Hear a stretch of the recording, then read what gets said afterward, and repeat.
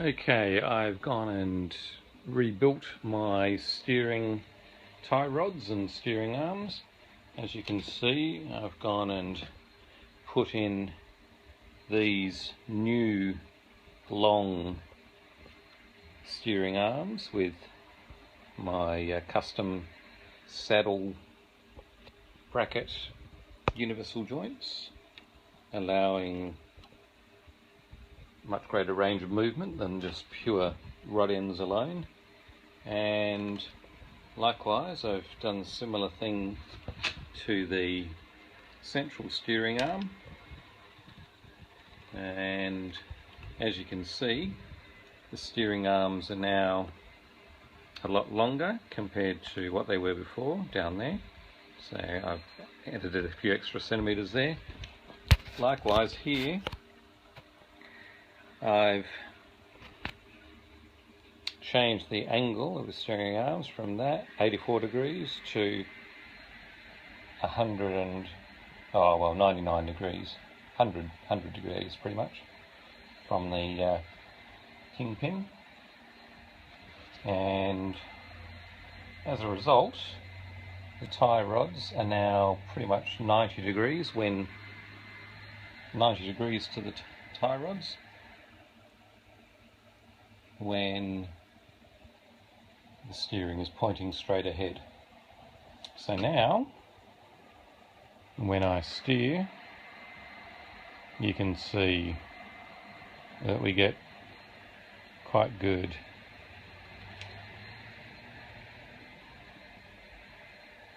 geometry. You may notice that once I get to that point, I will still need to put in some bump stops to stop the inside wheel from over rotating, but that's okay, because that's more than enough of an angle for steering with the tight turning circle. So I'm happy with that. And if I now come over here, if I now come back around to here, so there's my steering again, looking quite good. If I now angle the suspension down so that it's now angled the way it would be when going fast around a corner and tilting the vehicle, you'll see that we still have quite good steering.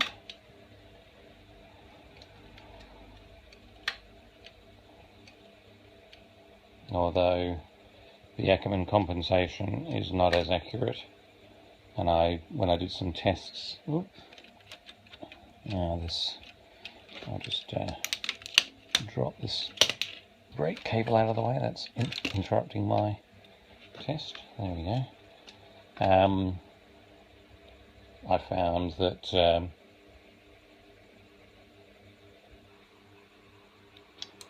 here we go. Of course, when it's tilted down this way, we would be turned in that direction. So this is the inner wheel, and that's the outer wheel, and that works quite nicely. There's no floppiness there on the inner wheel. In terms of potential floppiness on the outer wheel, when it's turned to the full extent there, let's see if we can get the right angle here for the camera. Whoops. Let's just balance that back again. Right. Okay, so when it's at its full extent there's a little bit of play in the steering, which I should be able to fix up by tightening the nuts on my little bearings. But what you can see, even though I'm putting a fair bit of pressure on that wheel, no longer is it flopping independent of that central steering arm there is, like I say, that bit of play there, but I should be able to eliminate that. And in fact, that is more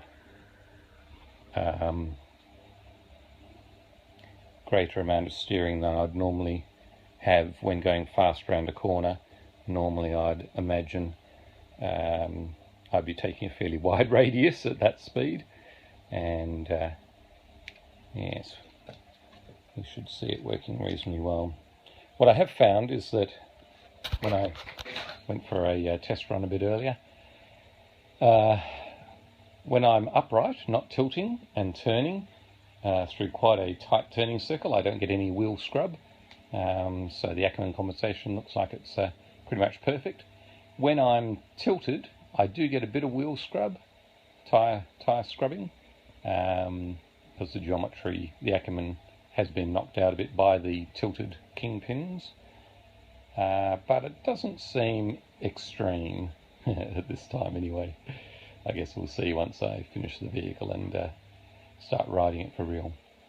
Anyway, next thing to do now will be to put in a lever down here.